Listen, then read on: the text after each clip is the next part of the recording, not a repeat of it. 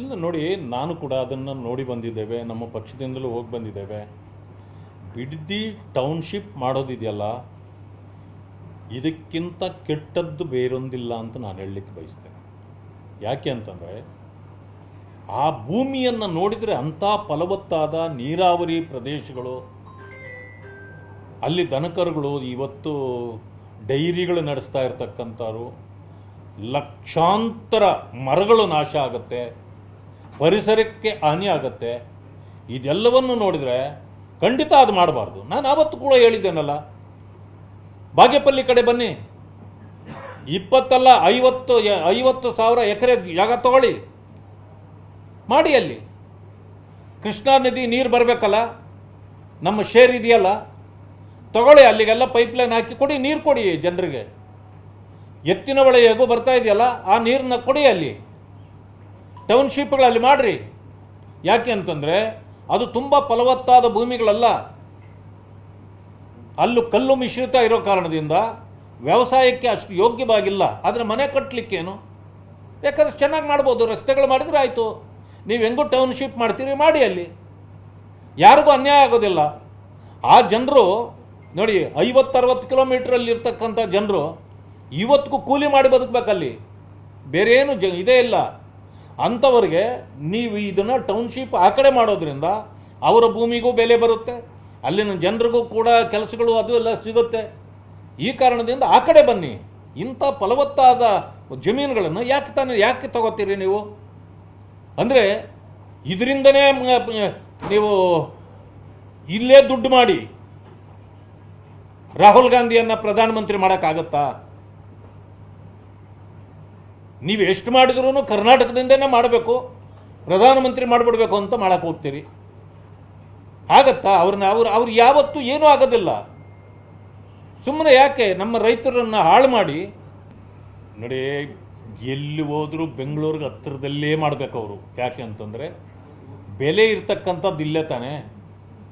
ನೀವು ದೂರಕ್ಕೆ ಹೋದರೆ, ಇಲ್ಲಿವತ್ತು ನೀವು ಬಿಡದಿಯಲ್ಲಿ ಆದರೆ 3 ಕೋಟಿ 4 ಕೋಟಿ ಕೊಡಬೇಕು. ಅದೇ ಬಾಗೇಪಲ್ಲಿಗೆ ಹೋದರೆ ಇನ್ನೊಂದು 10 ಕಿಲೋಮೀಟ್ರ್ ಆಚೆ ಹೋಗ್ಬೋದು. ಬಾಗೇಪಲ್ಲಿಯಿಂದ ಒಂದು ಈ ಕಡೆಗೆ ಈಗಲೂ ಕೂಡ 1 ಕೋಟಿ ರೂಪಾಯಿಗೆ ಇಂಥ ಕಡಿಮೆ ಸಿಗುತ್ತೆ ಲ್ಯಾಂಡು. ಯಾಕೆ ಮಾಡಬಾರ್ದಲ್ಲಿ? ಇಲ್ಲೇನಾಗಿದೆ ಅಂತಂದರೆ ಇದು ಏರ್ಪೋರ್ಟ್ ಸುತ್ತಾನೇ ಮಾಡಬೇಕು. ಎಲ್ಲಿ ಬೆಲೆ ಬಾಳ್ತಕ್ಕಂಥದ್ದಿದೆ, ಎಲ್ಲಿ ಒಳ್ಳೆ ಜಮೀನುಗಳಿದೆ, ಅದೇ ಬೇಕು ಅವ್ರಿಗೆ. ಅಂದರೆ ಇದ್ರ ಹಿಂದೆ ಏನು ಅಡಗಿದೆ ಅನ್ನೋದು ಎಲ್ರಿಗೂ ಗೊತ್ತಾಗುತ್ತೆ ಜನರಿಗೆ. ಇಲ್ಲ, ನಾವು ಕೂಡ ಮಾಡ್ತೇವೆ. ಈಗ ದೆಹಲಿಗೆ ಹೋಗಿದ್ರಲ್ಲ ಮುಖಂಡರುಗಳೆಲ್ಲ, ಅದರಿಂದಾಗಿ ಮುಖಂಡರನ್ನು ಹೊರತುಪಡಿಸಿ ಅಲ್ಲಿ ಮಾಡೋವಂಥದ್ದು ಇದಿಲ್ಲ. ಆಮೇಲೆ ಯಾವಾಗ JDS ಹೆಚ್ಚು ನಿರಂತರವಾಗಿ ಅಲ್ಲಿ ಮಾಡಲಿಕ್ಕೆ ಪ್ರಾರಂಭ ಮಾಡಿದೆಯೋ, ಇದು ನಾವು ಒಂದು ಸಪ್ರೇಟಾಗಿ ಹೋಗೋದು ಅದೆಲ್ಲ ನಮಗೂ ಕೂಡ ಅದು ಅನಿಸಲ್ಲ. ಯಾಕಂತಂದರೆ ನಾವು NDA ಭಾಗವಾಗಿ ಅವರು ಮಾಡ್ತಾ ಇದ್ದಾರಲ್ಲ, ಅವ್ರು ಮಾಡಲಿ, ಅವ್ರಿಗೆ ನಾವು ಸಹಕಾರಿಯಾಗಿದ್ದೇವೆ ಅಂತ. ಯಾಕಂದರೆ ನಾವೇನು ಅವ್ರಿಗೆ ವಿರುದ್ಧವಾಗಿಲ್ವಲ್ಲ. ಅದರಿಂದಾಗಿ ಇವತ್ತೇನು ನಿಖಿಲ್ ಕುಮಾರಸ್ವಾಮಿ ಅವರು ಆಗಲಿ ಅಥವಾ ದೇವೇಗೌಡರು ಒಂದು ಸ್ಟೇಟ್ಮೆಂಟೇ ಕೊಟ್ಟಿದ್ದಾರೆ, ನಾನು ಅಮರನಾಥ ಉಪವಾಸ ಸತ್ಯಾಗ್ರಹ ಮಾಡ್ತೀವಿ. ಆ ರೀತಿ ಮಾಡಿದ್ರೆ ನಾವು ಅವ್ರ ಜೊತೆಯಲ್ಲಿ ಸೇರ್ತೇವೆ, ಅವ್ರಿಗೆ ಸಪೋರ್ಟ್ ಕೊಡ್ತೇವೆ. ಯಾಕಂದರೆ ನಾವು ಮಾಡಿದ್ರು ಅವ್ರು ಮಾಡಿದ್ರು ಎರಡೂ ಒಂದೇ ಅನ್ನೋದೇ ನಮ್ಮ ಭಾವನೆ ಇರ್ತಕ್ಕಂಥದ್ದು. ಪ್ರಿಯಾಂಕಾ ಖರ್ಗೆ ಅವ್ರಿಗೆ ಎಲ್ಲವೂ ಹಂಗೆ ಕಾಣ್ತದೆ. ಅವರ ಪಾಪ ಅವರ ಕನ್ನಡಕನೇ ಅಂಥದ್ದು, ಎಲ್ಲಕ್ಕೂ ಅಪಸ್ವರ ಇರುತ್ತೆ, ಎಲ್ಲವೂ ಕೆಟ್ಟದಾಗೆ ಕಾಣುತ್ತೆ. ಅವ್ರಿಗೆ ಕೊಟ್ಟ ಕುದುರೆಯನ್ನು ಏರಲಾರ್ದ ಧೀರನೂ ಅಲ್ಲದ ಶೂರನೂ ಅಲ್ಲದ ವ್ಯಕ್ತಿ ಆತ. ಅವ್ರಿಗೆ ಏನು ವಹಿಸಲಾಗಿದೆಯೋ ಅದನ್ನು ಮಾಡಲಿಕ್ಕೆ ಅವ್ರಿಗೆ ಯೋಗ್ಯತೆ ಇಲ್ಲ ಅಂತ ನನಗನ್ನಿಸ್ಬಿಟ್ಟಿದೆ. ಅವರಿಗೆ ಪುಕ್ಕಟೆ ಪ್ರಚಾರ ಯಾವುದು ಸಿಗುತ್ತೋ ಅದರ ಬಗ್ಗೆ ಬಹಳ ಅಷ್ಟೇ ವಹಿಸಿ ಮಾಡ್ತಾರೆ ಪಾಪ.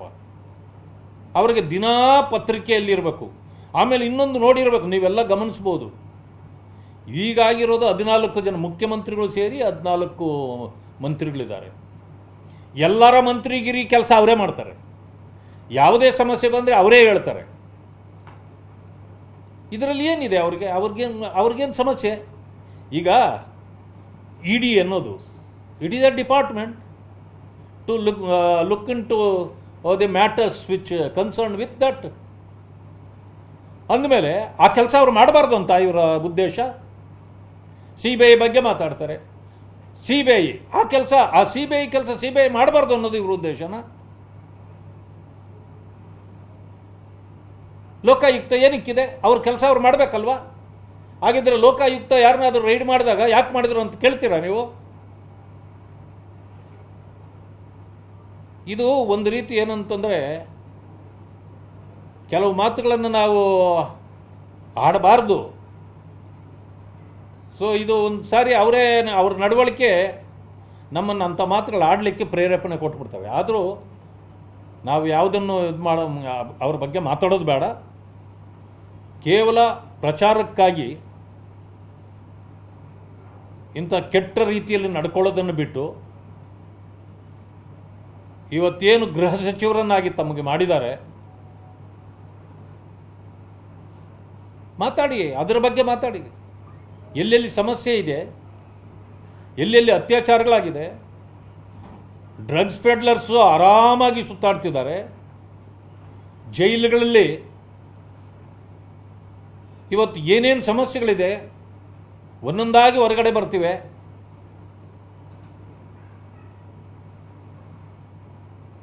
ಎಲ್ಲ ನಿಮ್ಮ ಡ್ರಗ್ಸು ಜೈಲುಗಳಲ್ಲೂ ಸಿಗ್ತಾ ಇವೆ.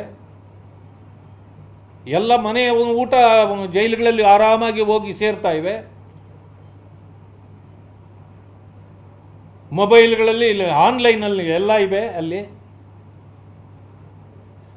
ಬೆಂಗಳೂರಲ್ಲಿ ಟ್ರಾಫಿಕ್ ಪ್ರಾಬ್ಲಮ್ ಬೇಕಾದಷ್ಟಾಗಿದೆ. ಇವುಗಳ ಮೇಲೆ ಎಲ್ಲ ಗಮನ ಕೊಡಿ. ಈ ಸಮಸ್ಯೆಗಳು ಪರಿಹಾರ ಆಗ್ತಾ ಇದ್ದರೆ ನೀವು ಸಚಿವರಾಗಿದ್ದಕ್ಕೆ ಸಾರ್ಥಕ ಅಂತ ಜನ ತಿಳ್ಕೊಳ್ತಾರೆ. ಇಲ್ಲಂತಂದರೆ ಈಗಾಗಲೇ ಈಗ ಅವರಿಗೆ ಒಂದು ರೀತಿ ಜನರಲ್ಲಿ ಭಾವನೆ ಬಂದ್ಬಿಟ್ಟಿದೆ. ಅವ್ರಿಗೆ ಏನು ಕೊಟ್ಟರು, ಯಾವುದೇ ಖಾತೆ ಕೊಡಿ ಅವ್ರಿಗೆ, ಖಾತೆದು ಬಿಟ್ಟಿದ್ದು ಇನ್ನು ಬೇರೆ ಖ್ಯಾತೆಯದೇ ಮಾತಾಡ್ತಾರೆ ಅಂತ ಹೇಳ್ತಾರೆ. ಖಾತೆ ಬಗ್ಗೆ ಅವ್ರಿಗೆ ಗಮನ ಇಲ್ಲ, ಬರೀ ಖ್ಯಾತೆ ತೆಗೆಯೋದೊಂದಷ್ಟೇ ಅವ್ರಿಗೆ ಗಮನ ಇರೋದು. ಮಾಡಲಿ ಅವರು. ನೋಡಿ, ಯಾವುದೇ ಸರ್ಕಾರಗಳಲ್ಲಿ ತಪ್ಪಾದಾಗ ವಿರೋಧ ಪಕ್ಷದಲ್ಲಿ ಇರೋರು ಕೇಳಲೇಬೇಕು. ಈಗ ನಾವು ಕೇಳೋದಿಲ್ವೇ? ಹಾಗೆ ಅವರು ಕೇಳಬೇಕು. ಆದರೆ ಇತಿಮಿತಿಯನ್ನು ಅರ್ಥ ಮಾಡ್ಕೊಂಡು ಕೇಳಬೇಕು. ಅದು ಅವ್ರಿಗೆ ಇತಿಮಿತಿಯೇ ಗೊತ್ತಿಲ್ಲ ಅವ್ರಿಗೆ. ಈಗಾಗಲೇ ಆಯ್ತಲ್ಲ, ಈಗ ನೆನ್ನೆ ಸಂಡೇ ಪರೀಕ್ಷೆ ಆಯ್ತಲ್ಲ, ಮತ್ತೆ ಆಯಿತು. ಈಗಿಲ್ಲೇನಾಯಿತು? ನೀವು ರಸ್ತೆಗಳೆಲ್ಲ ಬ್ಲಾಕ್ ಮಾಡ್ಕೊಂಡು ನೀಟ್ ಪರೀಕ್ಷೆ ಬರೆಯಕ್ಕೆ ಹೋಗೋದವ್ರು ಹೋಗ್ಲಿಕ್ಕೆ ಆಗದಿದ್ದಂಥ ಪರಿಸ್ಥಿತಿ ಉದ್ಭವ ಮಾಡಿ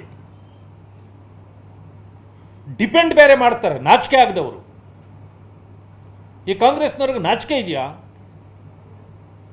ಏನು ನಾವು ತಡೆದ್ಬಿಟ್ಟಿದ್ವಾ? ಹೇಳ್ತಾರಲ್ಲ, ಜನ ನಿಮ್ಮನ್ನು ಮುಂದೆನೇ ನಿಂತ್ಕೊಂಡು ಇಲ್ಲೆಲ್ಲ ಬ್ಲಾಕ್ ಆಗಿದ್ದರಿಂದ ಎಲ್ಲೂ ನಾವು ಹೋಗೋಕ್ಕಾಗಿಲ್ಲ, ನೀಟ್ ಪರೀಕ್ಷೆ ಬರೀಲಿಕ್ಕಾಗಲಿಲ್ಲ, 10 ನಿಮಿಷ ಬಿಟ್ಟು ಹೋದರೆ ಅವ್ರು ಸೇರಿಸಲಿಲ್ಲ. ಕಾನೂನಿದೆ, ಕಾನೂನು ಪ್ರಕಾರ ಆಗಬೇಕು. ಆದರೆ ಇವರು ಮಾಡೋ ಅನಾಚಾರಕ್ಕೆ ತಿರುಗಿ ನಾವೇನು ತಡೆದಿದ್ವಾ ಅವ್ರನ್ನ? ಈ ರೀತಿ ಮಾತಾಡೋಕ್ಕೆ ನಾಚಿಕೆ ಆಗಬೇಕು ಇವ್ರಿಗೆ. ಈಗ ಹೋರಾಟ ಮಾಡಲಿಕ್ಕೆ ಇವ್ರಿಗೇನು ಮಾನ ಮರ್ಯಾದೆ ಇದ್ದರೆ ಹೋರಾಟ ಮಾಡಬಾರ್ದಾಗಿತ್ತು ಈಗ ಅವರು.